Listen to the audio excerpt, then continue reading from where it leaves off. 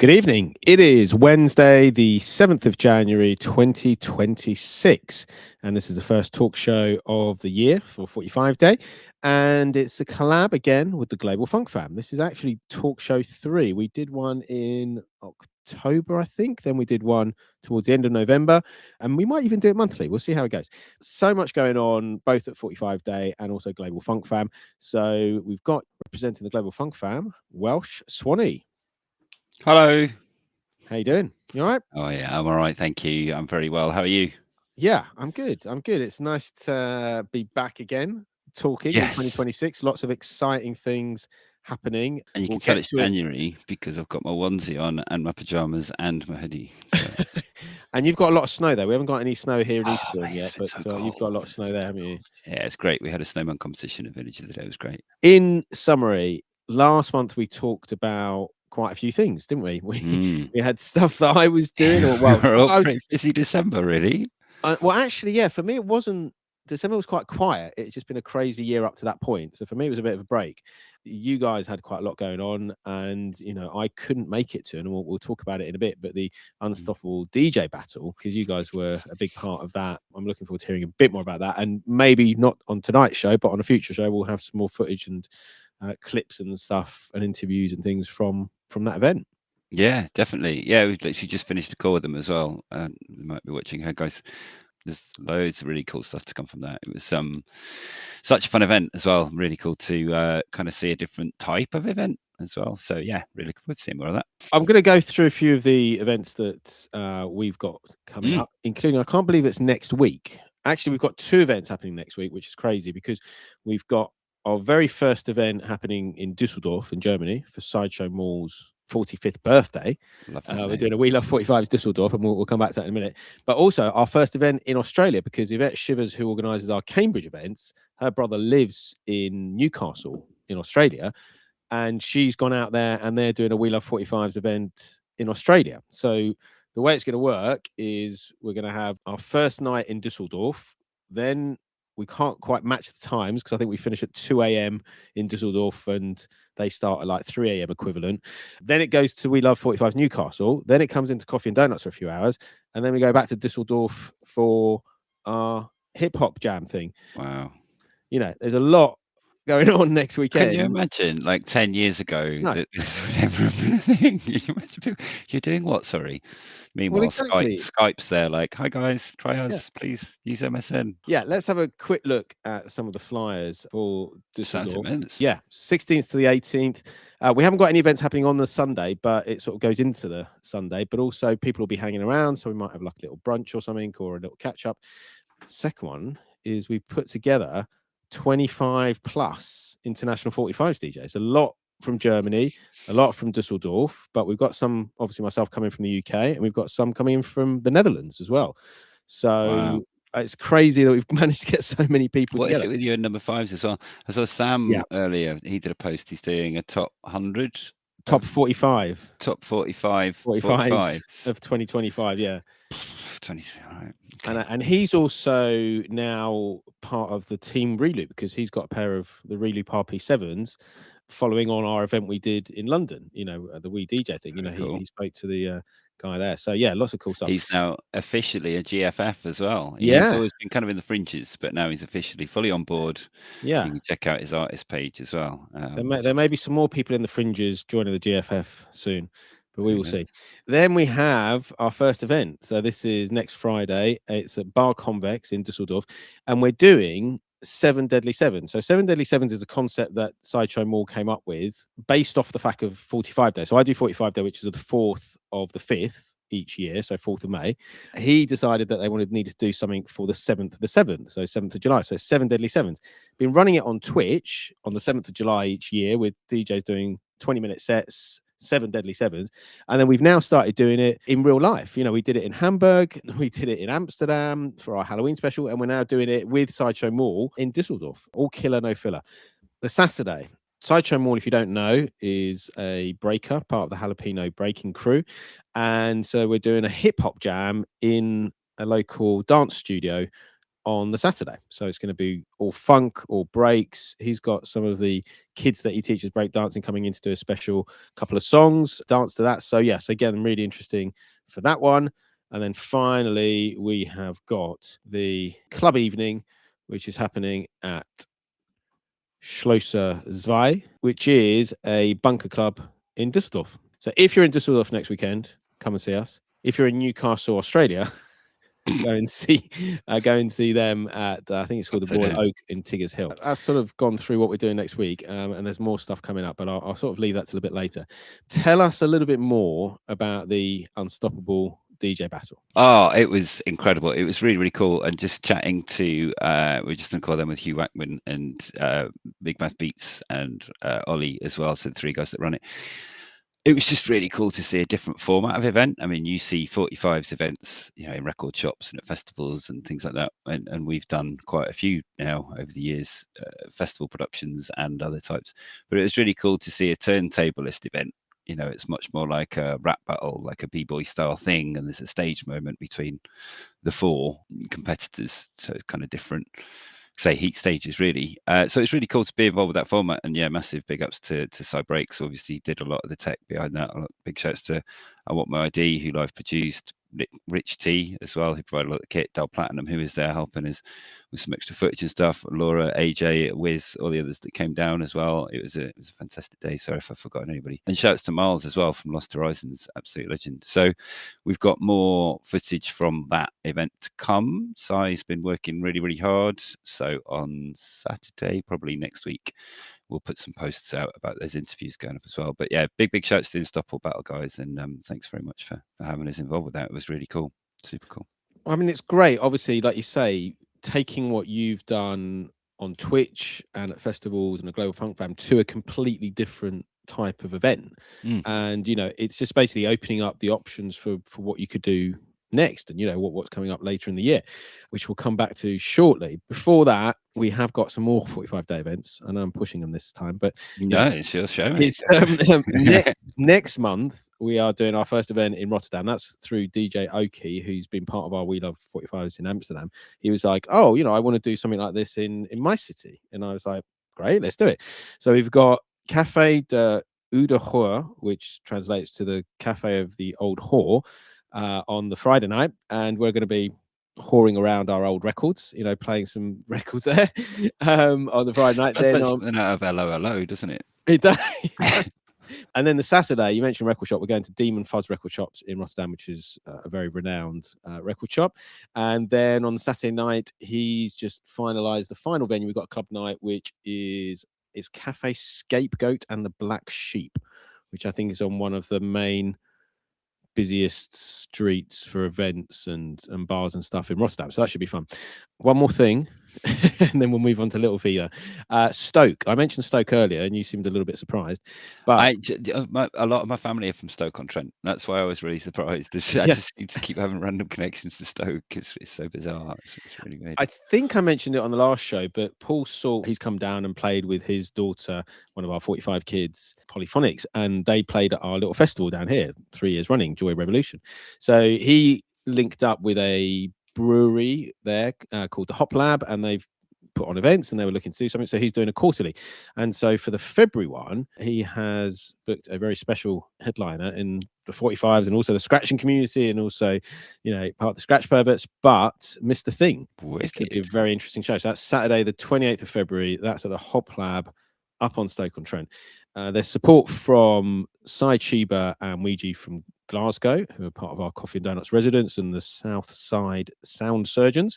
Support from me. There's also support from some other local DJs, Tom Ellis and Geese. But also there's a band, and I'm going to read this out because I only got the information sent to me today. We've got our first band happening at one of our events. So the band is Dr. Deathray and the Bad Dots. It's an alter ego concept band that has mysteriously spawned from the Dad Bots, a garage band from the Welsh Valleys. The concept behind Dr. Deathray is Dr. Hoffman's infamous bicycle ride. Sorry, what was the middle bit? About the Welsh Valleys. Just the whole thing. That's a hell of a description. Imagine Jay Middlemiss reading that out on Top of the Pops.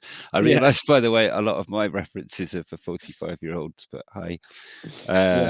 Yeah, that's a hell of a description. So yeah, so that's going to be really interesting, and like I said, it's the first time we've got a live act happening at one of our 45 events. So yeah, so if you're in the area, earlier today we had a chat with Little Fever, and that was fun. He's busy prepping for his massive 8-hour front page show tomorrow, so we had a pre-record, so let me just get that up. I should say, while you're doing that, Little Fever is our on the GFF top table. He's our chief flag waver, and bannerman. He's our guy that promotes all things positive GFF to everybody in the community. Let's watch this video. It's about 20 minutes long, so I'll take us off the stream and then we'll come back in and we'll carry on. Little Fever, thank you for being on the show. It's the first time you've been on the show, although we have met in person, and we'll talk about your Shindig 2024 experience in a bit, but we did manage to meet in a pub in London when Ray Domingo was there, and also Immaculate, and also Tanner, and also Candyman as well, and Funky J. I think that was a great meeting in person. So, you know, tell us a little bit about that. How did that come about? And then we'll talk about your Twitch experience after that. The meeting was just pure happenstance. I was crashing at Ray's. Candyman was meeting me at Ray's because we were going to hang out there before heading to Shindig. And then Ray took us down for a spot to eat supper, and then he's like, okay, let's just pop over to this pub, and you know, I know some people over there. Did not expect, literally it was walking in, oh, there's Tanner, oh, there's Funky J, oh, there's Mac. I'm like, so it was just pure happenstance of, unless he knew everyone was there, but it was just like we walked in and it was just like everybody's here. I'm like, is the whole country this small where you can just run into like is it like a small town kind of feel? But I'm like, it was just pure happenstance and joy, really. Yeah, I mean, from my view, I wasn't able to go to Shindig, but Mac and Tanner said that they were going to be in London arriving that day. So I think they'd arrived early morning, and I'd said, well, look, I'll come up to London, tell me where it is. And I think Ray had suggested this pub for people to meet. And obviously, there we go. And I wasn't expecting to meet you. I wasn't expecting to meet Candyman. So it was great for me. It was a great experience. Obviously, that is a Twitch meetup. And obviously, I do a lot of Twitch meetups through the We Love 45s. Global Funk Fam does a lot of them. Tell us about your story in brief, about how you found Twitch in the first place, and then how it progressed from them becoming a streamer. It started by everyone was, locked in with the pandemic and everything else like that. And it was seeing the DJs that I grew up listening to adopt the platform. So it was, when I was working at Flow 93.5 in Toronto, seeing a lot of those guys adopt it. So, starting from scratch, Jester, DJ Ritz, and those guys. And I'm like, I probably should do the same thing if those guys are doing it, I honestly felt I was late to the party. I was late to getting to the platform because I felt like it was like, I don't know, all the big guys are already there. And I'm like, well, what am I going to do? But I'm like, no, just show up anyway. You never know. And that's all it was just going, well, everyone else is kind of doing it. It kind of makes sense to try this out. It's been fairly successful since the drop, really. So when did you first start streaming on Twitch? I want to say March of 2020.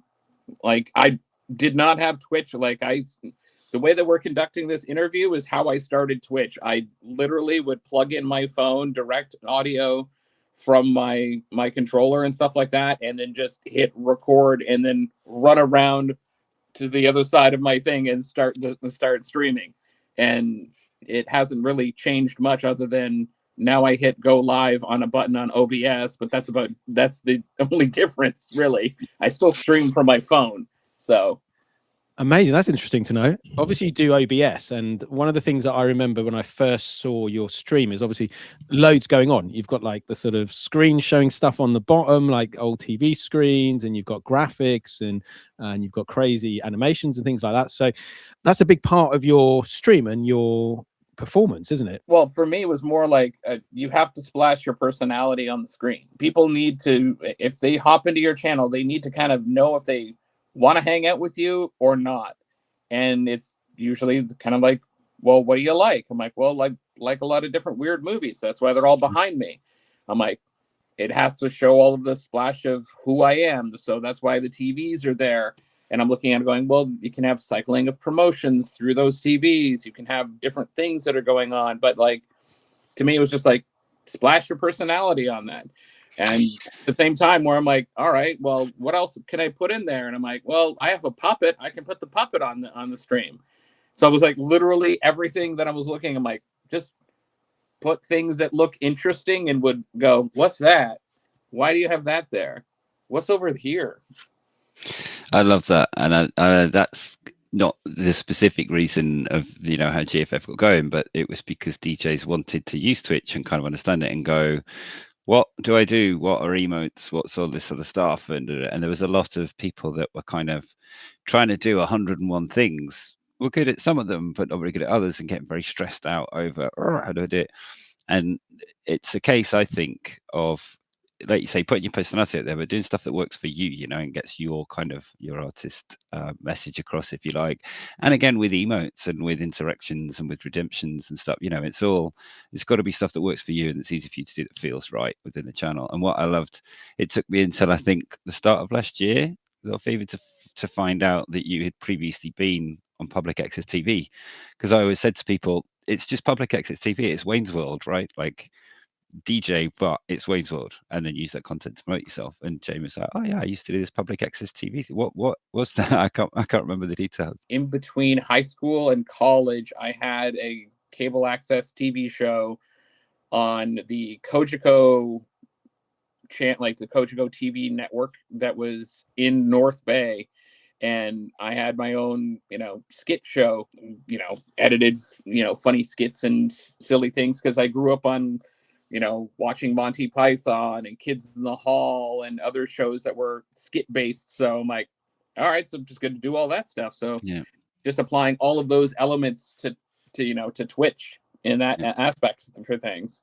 Excellent. Now, obviously, your Twitch journey has progressed substantially from March 2020. And I remember, obviously, there was a big push to become partner. And then, obviously, now we're going to talk about it in a minute. You've got front page for 8 hours tomorrow, which is incredible.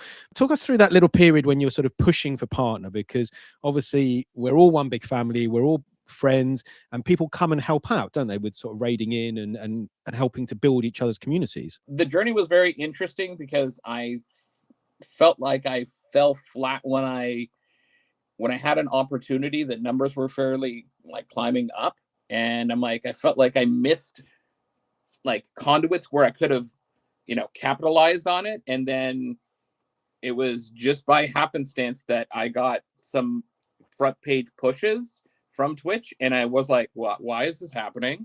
What's happening? How is this happening? And then it was just like, I really need to capitalize on these very vast, different numbers that I have. And I need to pull my weight to get more people in for my streams. So that way I can hit that lovely check mark. So it's just calling in favors of people that I've been in their channel for years and years now, and going, okay, I need to do this. So it's basically almost 5 years to the day, but essentially it was just up until that point. So I just called in favors, called in, asks for people, and people that I'm like, I don't even think they're going to even say yes, and had that opportunity. So I'm like, you know what? I'm just going to ask Scratch Bastard. I'm like, hey, can you raid me?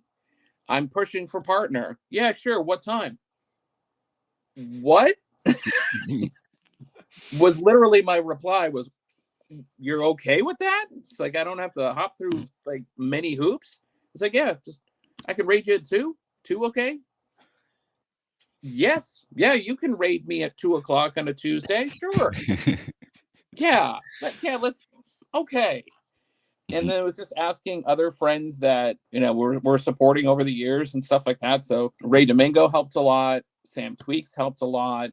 A lot of the people from like the Global Funk Fam really helped. Some people from like David C. Dennis's Back to Back really helped. So like, it was just all these other conduits, because I'm naturally wanting to talk to a bunch of different people. It's not just focusing on one group. And that's just how I've been, my entire life, is the social butterfly, talk to as many people as possible. But it was those people that really helped out, in the long run. So it was just raids from people that I didn't expect raids from. Even locally here, there's a streamer, Daniel Allert, that she raided me with her stream, and she's just a straight music streamer. So it wasn't DJs or anything else like that. So she poured like 150 people into one of my streams. So it's just those opportunities and trying to capitalize it, and then trying to figure out numbers too, because it was a whole weird numbers game of trying to figure out how to get it. And some streams fall off, so you're trying the number game. I'm like, okay, well, if I do this on this day and I have these people rating on this, I should achieve that. Or I'm like, okay, well, that raid didn't really work and I had a technical issue, so that failed. So now I need to have 3 more streams. So it just felt like I was at a chalkboard writing down like an equation, and I'm like, okay, there's so much math that goes with all of this. So you've got this front page happening tomorrow. So the first thing is 8 hours. How do you prepare for an 8-hour front page, and what can people expect?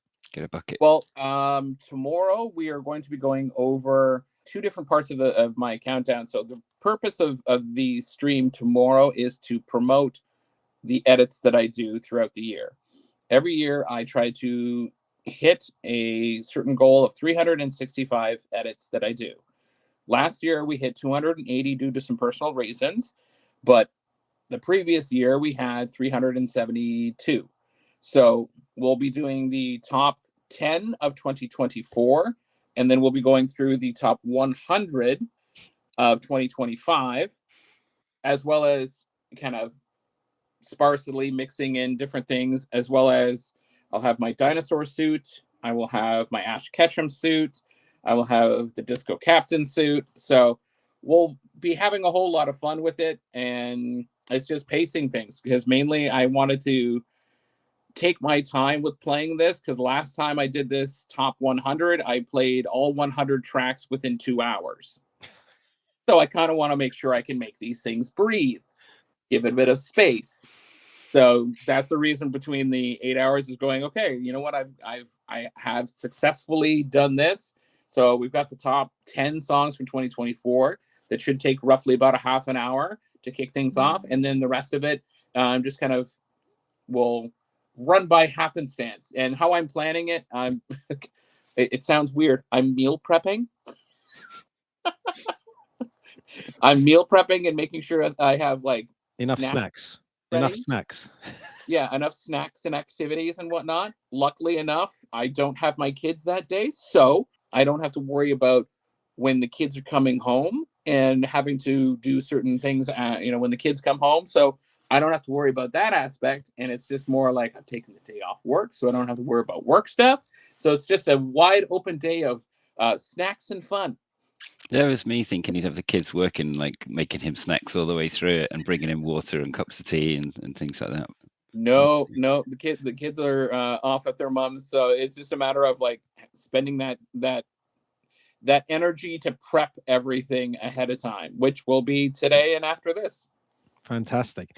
Right, we've mentioned Shindig 2024, which is obviously when you came over to the UK. So tell us about that experience in that particular festival. For the last few years, I've been applying to different festivals, and with moderate success, and and getting great opportunities. And it was the appeal of how community-based the GFF has been and how helpful it's been over the years. With Shindig being, labeled as the last one, I thought, I'm like, this is an opportunity that I should go. If this is the last one, I should put my money where my mouth is and actually commit to going to see some people, rather than like, Toronto's far. I'm like, no, I really should make the commitment and see some people that I see every day online. So I'm like, if these are my online friends, I should take that leap of faith and take that push and go and see them. And literally, I'm like, I need to take that push. And for me, I'm like, I've never traveled solo. I've never been across, essentially across the pond. So I'm like, there's another big thing. I have a lot of anxiety for things like that. So I'm like, okay, so I'm traveling by myself, going across this to meet people I've never met before. I hope everything goes well. I mean, in the old days, they used to say, don't meet people on the internet because, they're all a bit dodgy. And here we are constantly meeting other people. But it's because of how Twitch is. I think the camera doesn't really lie. The personality comes across. So, when you meet up with people, it's like meeting an old friend from university, from school, or from work, or something like that. When I met up with Candyman, because I met up with Candyman, I can't remember where I met him before going to Ray's. It was like meeting an old high school friend for the first time. Because it felt so natural. Like I felt like there was no awkward pauses. There was no weirdness to it. It was just like, oh no, like I'm seeing Candyman. I'm like, I'm hanging out with my friend. It's like if I hung out with my best friend and I haven't seen him for months, I'd be like, oh, we picked up where we left off. And it felt so comforting. And it felt like that when I got to Shindig too, where I'm like, I'm meeting all of these people and for the first time, but I've known them for a while. And it just feels like I'm meeting old friends. So it just felt so comforting and welcoming. One of the other things as well about Shindig particularly is, that's kind of the origins of GFF was Ghetto Funk and Shindig and that crew. And that's a lot of the friends of those crews came to it as well and came into Twitch, and that kind of pre-established friend group, if you like, meant that when you all met up, it was almost a bit pre-vetted, and all the kind of idiots had been weeded out, and you knew that everyone would be interesting to talk to and have something to say, and so it's that I think that really helped. Certainly when we all met at Tutti Frutti for the first time, that was like a right, okay, we're all suddenly this huge group of friends. So that's kind of what we're looking forward to again, more so this year as well. It's like-minded people, and we talk about it on the shows. It's finding your tribe. We're all slightly older.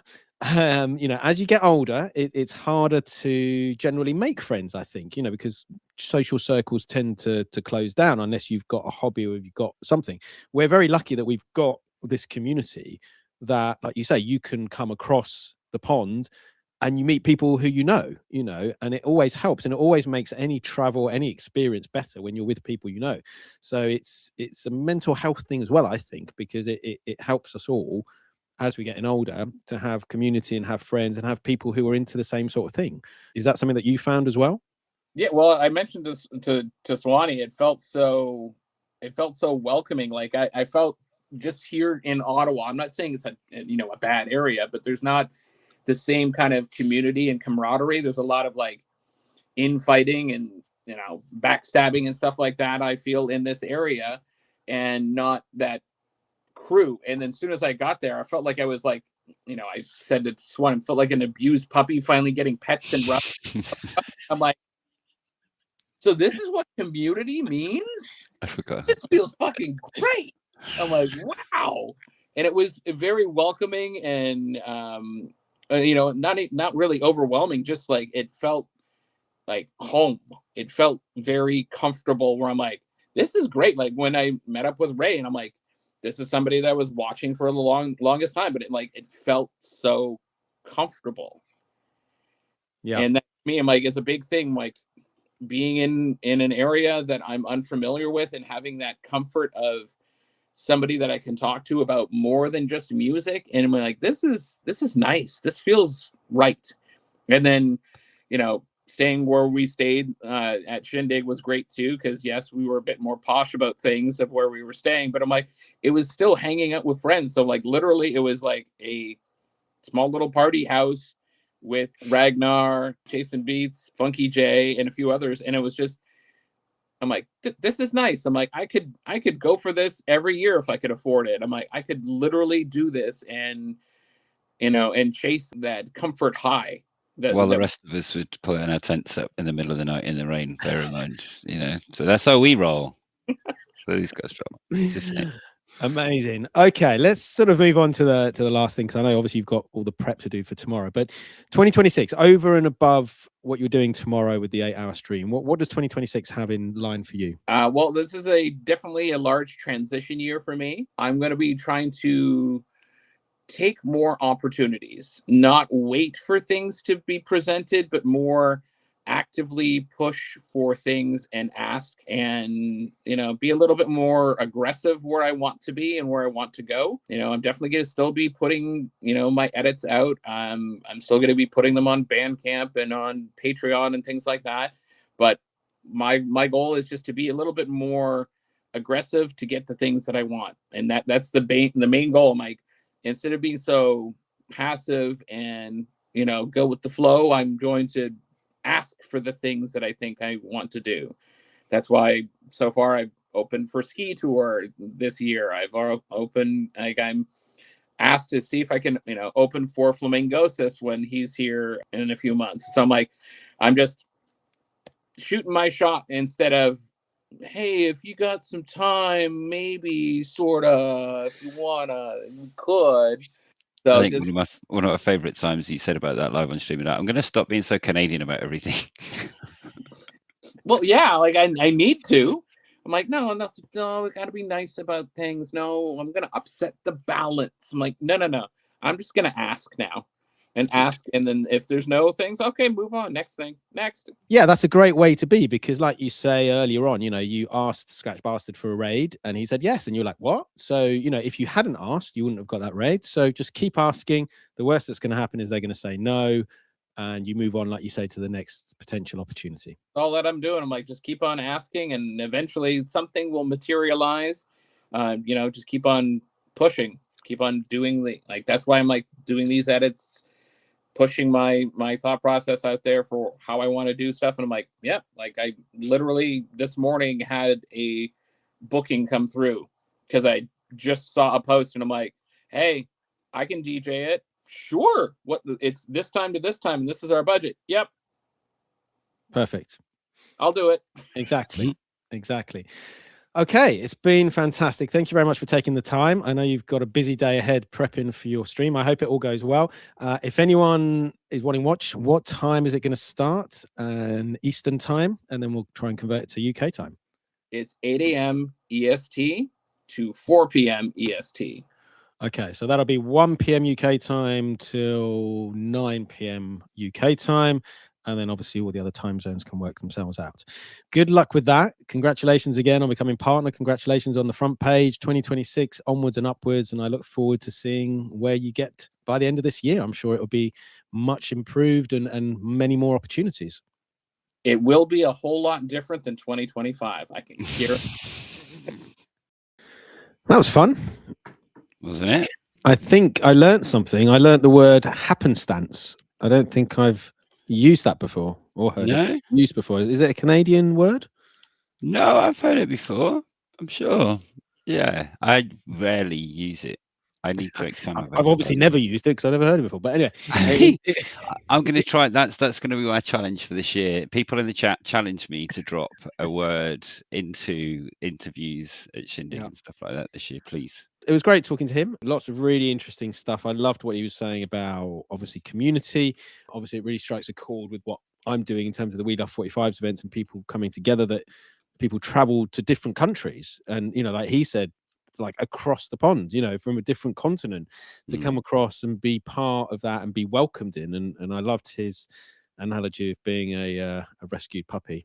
Getting all the it's fabulous, isn't it? It's great. I remember how happy he was when we were there, like seeing his face and just how elated he was every moment of the day. And that meeting beforehand as well, he couldn't stop showing me all the pictures of you guys meeting up with Ray. And those are the things we're talking about, community and that. And some people in the Funk Fam chat, they're just all coming over now, but some of them are talking about community aspect of it. And you have the same with 45s. You know, you can go anywhere in the world now with people you've met and just be like, hey, how's it going? And you know who they are. I absolutely loved that. And that was great. That was really cool. Yeah, and it's definitely in this pretty mixed up world we are that's becoming quite divisive. It's great that we're able to come together through music, through our communities, and like you say, go to pretty much any part of the world. And if you don't know someone directly, someone will know someone who's part of, you know, music related events, you know, the break scene or the 45 scene or whatever it is. So it's great that that's going on. Should we have a chat about Shindig? Obviously, 2026. I mean, maybe first let's have a recap while we're waiting for people to come across. A recap of what you did in 2025 at Shindig, and then obviously we can chat about what you got planned for 2026. Yeah, in 2024, we're lucky enough to go again, and no doubt we'll put this whole story out in the countdown streams and stuff like that. And we have been asked to go back for 2025 to kind of build on what we've done before. And it kind of, as we were talking before about the production elements and stuff, is learning how to adapt to different situations. And Shake is a prime example of that, and being able to do all the interviews that he did at Shindig is alongside me and Kerry, of course, but seeing those people that weren't used to doing those things and falling into that role, and we're sort of really learning how to work together as a team now as well, and with some of the Unstoppable stuff with Sai, Ollie, Rich T working together as well, that really works. Big shout to Bones as well, DJ Bones, absolutely invaluable when it comes to kit and live production and things like that as well. So yeah, we're kind of hoping to go back and build. We've been in a much more public area, we're allowed to say. There'll be some more announcements come, but kind of similar to what we did last year, but in a much more infotainment way. I promise not to use that word again too much. But yeah, it's going to be really interesting, and we're kind of enjoying showing people what festivals are about. It's not just about here's a DJ doing a set, it's let's have a talk to the guy who makes the crepes, let's have a talk to the guy who does the rigging, and trying to show people everybody else who's behind that whole world as well. Again, Alice Wisdom, big ups for helping us with Shindig last year, which you're about to see a lot more of in the video coming right up.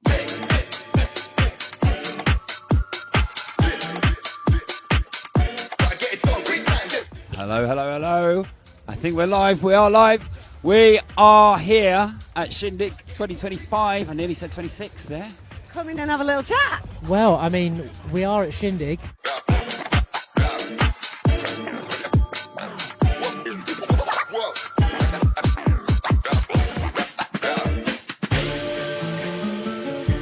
Okay. Yeah, we're only live to the world on the front page of Twitch. I mean, don't tell me that we're on the front page of Twitch, because now I'm going to feel really nervous. Front page of Twitch.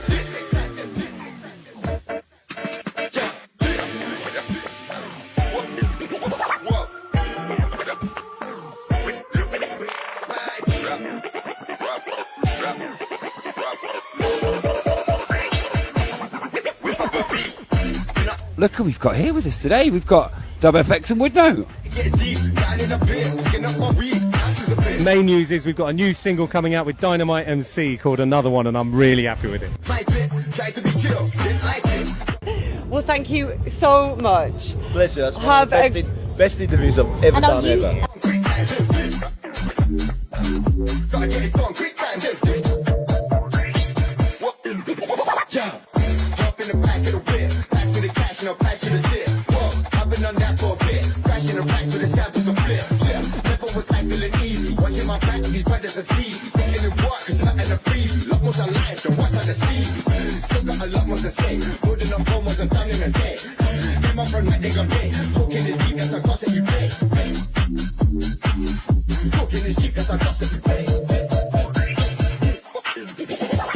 We're going to watch her on the sub bus yesterday, and it was absolutely banging.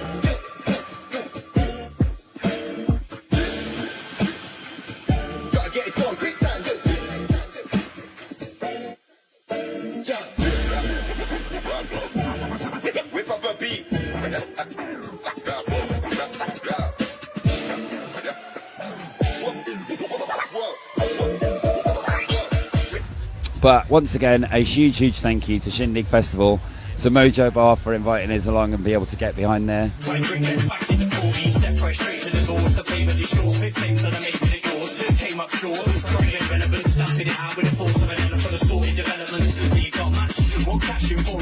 But we just wanted to round up by saying thank you very much to everybody that's been involved today. Ripping it up on the ones and twos.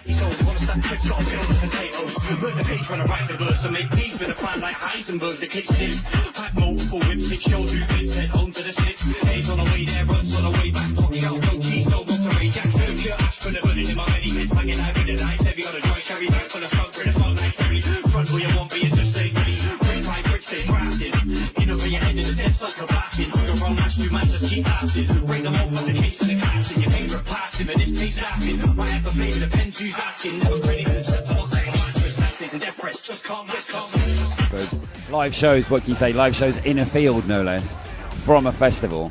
on the front page of Twitch. How about that?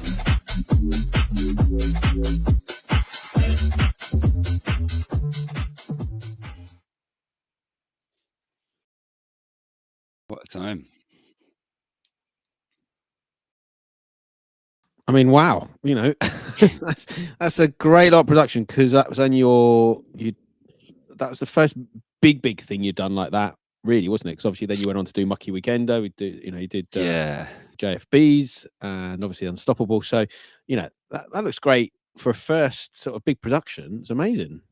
Yeah, it was pretty incredible how I think we all clicked on site, you know, and each of us, this is what we pride ourselves on. Each of us are very, very good at jobs because we've done those jobs for quite a long time. Like Sai is really, you know, good with IT architecture.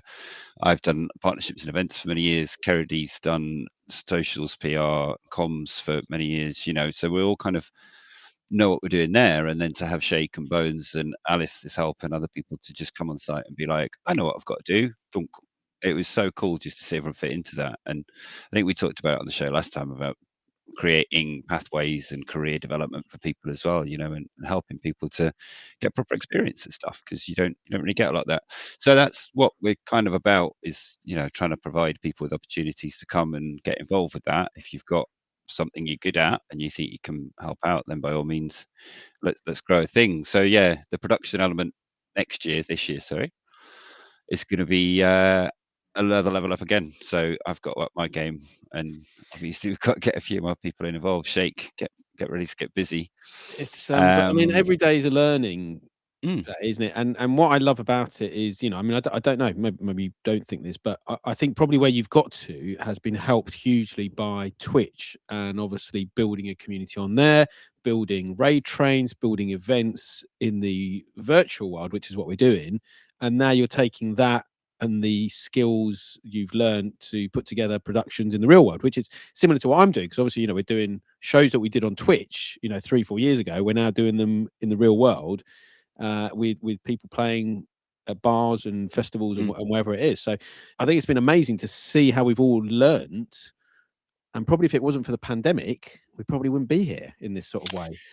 No, and I think there's something really weird about that, right? Like there's no secret that I was global events manager at Sega during the pandemic. So that's like one of the biggest kind of ironies, is having, you know, one of the best jobs ahead of the games industry and no events to organize. But we'd previously been doing years worth of research into events like this, you know, and Skype is the big joke of it all, how Skype just sort of shat itself and fell over and didn't know what to do. And events have always had the opportunity to do these live things, but only recently have people, even like Co-op Live, the new place in Manchester, has started to go, actually, we could maybe sell some online tickets. So it's kind of interesting to see how the corporate side hasn't got it right still, and how we can kind of, again, not rebroadcast the festival. You can't create that festival experience at home. You know, going to a festival is phenomenally fun, and absolutely we suggest everyone should get to Shindig, but it's about showing other people the stories behind that, and for the festivals to reach a bigger audience as well. Because all right, they won't get ticket money, but it's promotion. They might get merch, they get exposure, you know. So there's other elements to add to that. So yeah, we're looking forward to it. The other thing we sometimes overlook is that, you know, we are broadcasting to a global audience. You know, it's not massive, but it's still people all around the world tuning in from all different countries. In addition to that, they obviously can't get to the festivals necessarily unless you're Little Fever and can get across the pond. But like he said, you know, he can't do it every time because it's expensive. In addition, there's lots of people who perhaps used to go out who can't go out for like physical reasons, you know, mental health reasons or whatever. So the fact that they can still feel part of a festival, part of an event, because you're showing them backstage areas, you're showing them interviews, you're showing them music, you know, I think that's another important role that you play. Yeah, thanks very much. And it was interesting for me, you know, to meet people like DubFX, for example. You know, I've seen his stuff online for years, and for me to be able to interview him was kind of a special moment for me. But there was other elements of seeing other people that were kind of amazed by that UK festival experience versus the North American festival experience, you know, and a lot of people will see that an Australian festival experience. They're very different things, really. So it's quite interesting to kind of look behind that culture curtain and see what's, you know, what other people are doing as well. So yeah, there's, like I say, there's loads of stuff on the YouTube for it. There's loads of stuff that we'll we'll show you guys as well, and really looking forward to upping the production on it again this year. So thanks everyone for your support with that. But I mean, you're doing loads as well, right? You've got all your events coming out. You must have learned a few things about record shop versus live event versus. Are you changing much for your stuff this year? It's been interesting over the last few years doing the live events. Obviously, broadcasting. I mean, I'm pretty much a one-man band at the moment. I'm hoping to expand, but like we've discussed before, it's difficult because I'm trying to do some interviews and trying to do the live streaming and all the rest of it. But it's been interesting to see how we can take what we do on Twitch to a record shop. And we did in the Netherlands, we did 3 record shops in 3 days, and then we took it to we can take it to a bar. We can take it also to clubs. We can take it to festivals. It's just been amazing. And like you say, people stepping up and getting involved. Oh, I know a venue, I can speak to them, or, I know a few DJs who might want to get involved, or, I know someone who sells records. So again, it's like it's sort of building these little communities and having people help. So yeah, it's been great. But obviously Twitch is where a lot of this started for us. And we've got some big events coming up. We've got the 45 Funksters 5th birthday. Myself and Sideshow Mall have been doing 45 Funksters on the first Monday generally of each month, all vinyl 45s of funk. We've been doing that for 5 years, but we're also doing a set in Dusseldorf for his 45th birthday next weekend. But we're doing 45 hours of 45 Funksters. So that's 45 hours of DJs playing nothing but funk 45s. We've done it a couple of times before. Wow. We can do that again, but it gets more crazy. How are you preparing? Never mind Little Fever. How are you preparing for that? Well, I'm not doing 45 hours. I'm going to try and get 45 DJs to do it. But anyway, so that's going to happen on the 1st and 2nd of March. On the 3rd of March is 33 Day, which is my sort of 45 days little younger sibling or whatever. So that happens on the 3rd of March to 3/3 each year, and we're doing 33 hours of 33. So if you put 45 and 33 together, you get 78 hours of vinyl across 3.5 days. So I didn't realize that until Sideshow Mall told me. But yeah, wow, it's going to be a big event. Not quite as big as my 4.5 days of 45s that I did, but it's still going to be something interesting. But it'll be interesting to see how it is now, because obviously a few years ago it would be easy to fill those slots straight away. It's going to take a bit of time, but we've done it before, and I think there's still enough streamers who are interested to do it. So yeah, lots of cool stuff on Twitch, lots of cool stuff in real life, and yeah, loads of stuff going on. And it's great to see that our communities are sort of doing similar things but in different ways, and hopefully maybe this year, maybe next year, we'll come together and do something together. I think there's definitely some stuff to be done together this year. And I think what you just said there at the end of it is merging the two, right? Is merging the Twitch world with real life world and making new communities and meeting people around the world and just giving different experiences. Twitch is not the one for everybody. Absolutely. It doesn't have to be. It just, this show will go on YouTube and people can watch it there, and then there'll be other snippet, there's other platforms. But I think it's about people realizing that Twitch is still there as a platform that can be utilized for a lot of really cool stuff. So yeah, looking forward to doing lots of that, hopefully with you too. Yeah, definitely. Cool. I think we're pretty much at the end of our show today. It's been very interesting. Lots of cool stuff to talk. Thanks everyone for tuning in. Thanks again, everybody, for your help with Shindig last year, with all the help building so far. Really looking forward to a really positive 2026.